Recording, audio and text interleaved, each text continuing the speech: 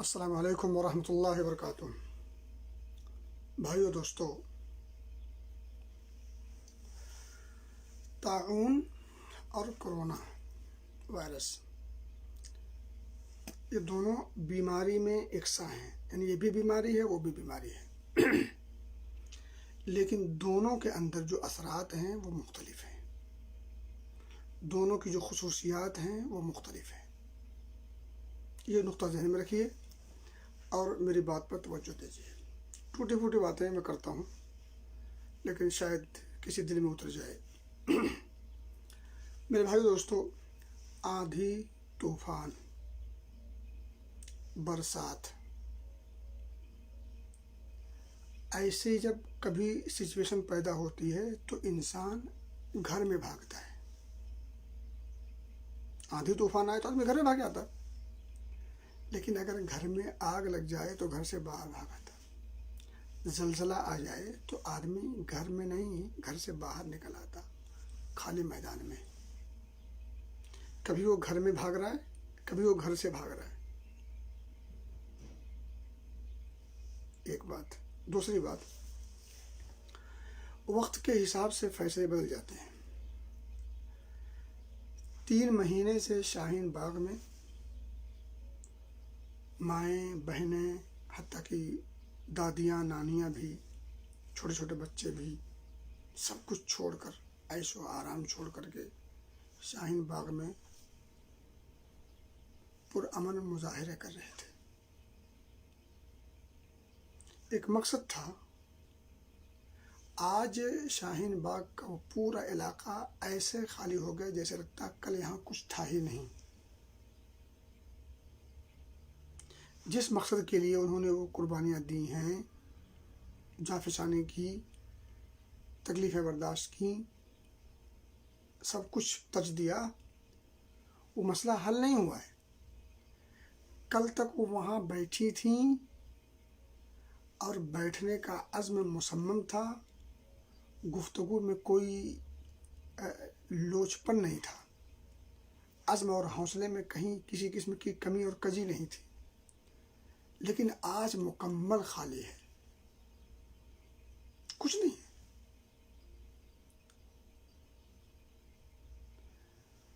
موسم کے حساب سے، حالات کے حساب سے فیصلے بدلتے رہتے ہیں۔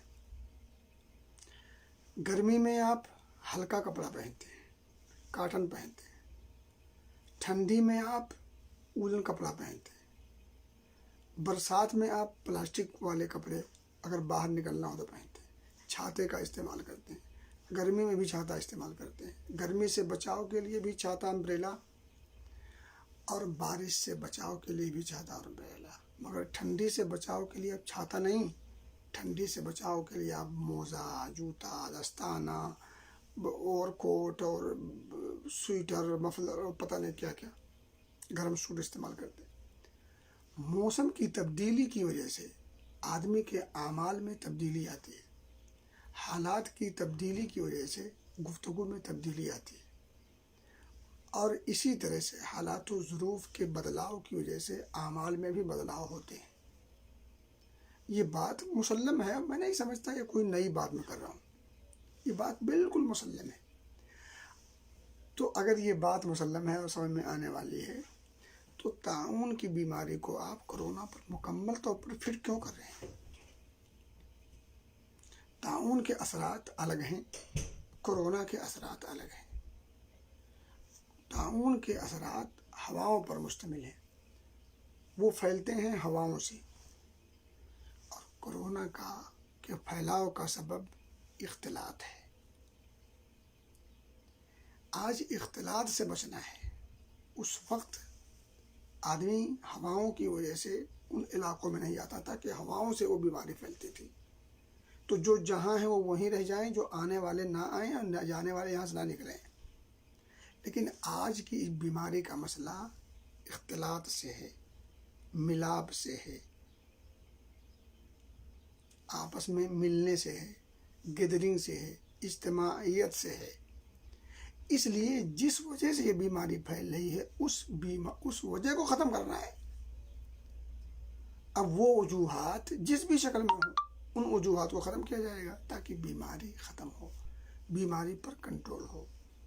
بیماری پر کنٹرول کرنے کے لیے یہ سب جتن ہو رہے ہیں۔ بات سمجھنے کی ہے، بیماری پر کنٹرول کرنے کے لیے، اور بیماری بڑی خطرناک ہے، وبائی بیماری ہے، تو اس مہلک اور وبائی بیماری اور مرض سے پر کنٹرول کرنے کے لیے یہ تدبیریں ہیں۔ یہ مسجد مدرسے پر حملہ نہیں ہے، یہ کسی کی عبادت پر حملہ نہیں ہے۔ عبادت کے لیے کسی نے نہیں منع کیا ہے، بلکہ عبادت کا اب اور موقع ہے، اب اور اشد ضرورت ہے۔ عبادت سے کون منحوس بنا کر سکتا ہے؟ منع صرف اختلاط کا ہے، اجتماعیت کا ہے، جس کی وجہ سے یہ بیماری پھیلتی، کنٹرول نہیں ہو پاتا۔ میرے بھائیو اور دوستو، بابری مسجد میں لاک لگایا گیا اور آج مسجد میں لاک لگا، کیا دونوں کا حکم سیم ہے؟ دونوں کی نیت سیم ہے؟ دونوں کے ارادے سیم ہیں؟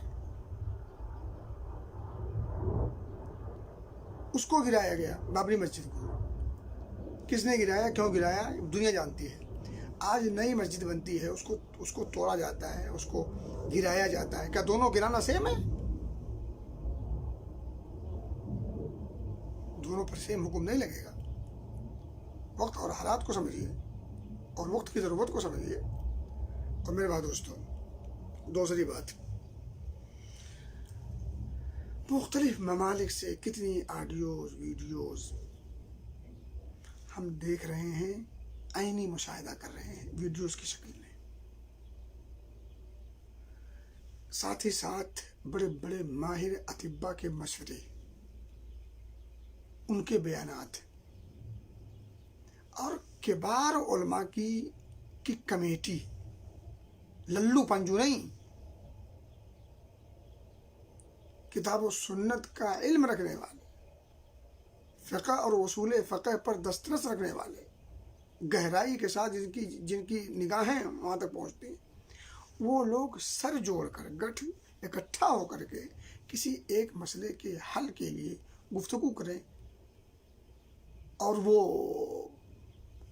گفتگو کتاب و سنت کے اکثر خلاف ہوگی۔ علماء کی جماعت سر جوڑ کے بیٹھ کر کے اس نے یہ فیصلہ کیا ہے کہ کبار علماء کی کمیٹی کی طرف سے فیصلہ ہے، جوہلا کی طرف سے نہیں، خواہشات کی اور خواہشات نفسانی کی پرستش اور اس کے جال اور چنگل میں پھنسنے والوں کی طرف سے نہیں۔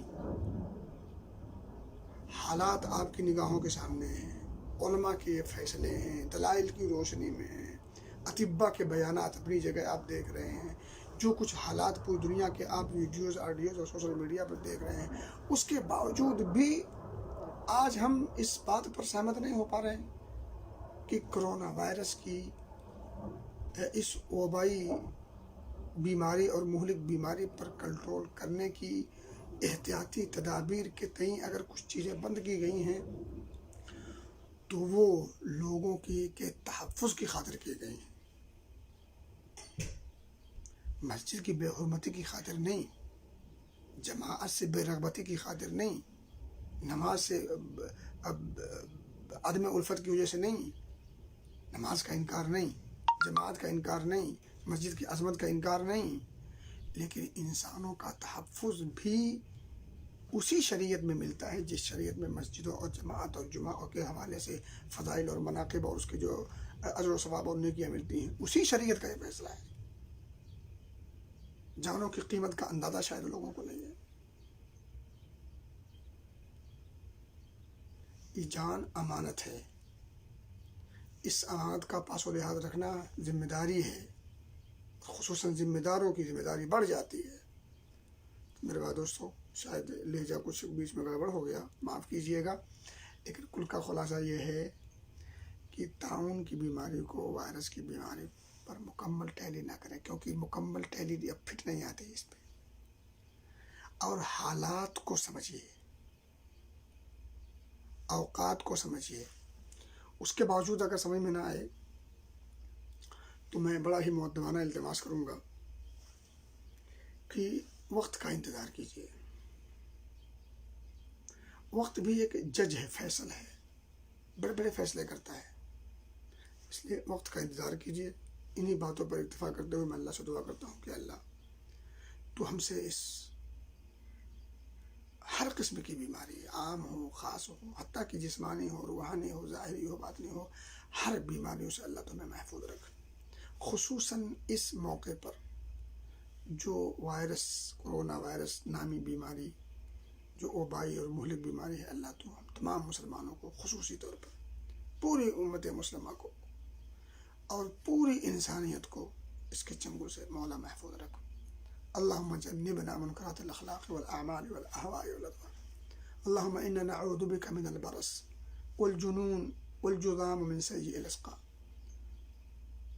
اللہم احفظنا من كل بلاء الدنیا وعذاب الآخرة. اللہم احفظنا من كل بلاء الدنیا وعذاب الآخرة. اللہم انا نسألك العفو والعافية في الدنيا والآخرة. وآخر دعوانا الحمد لله رب العالمين.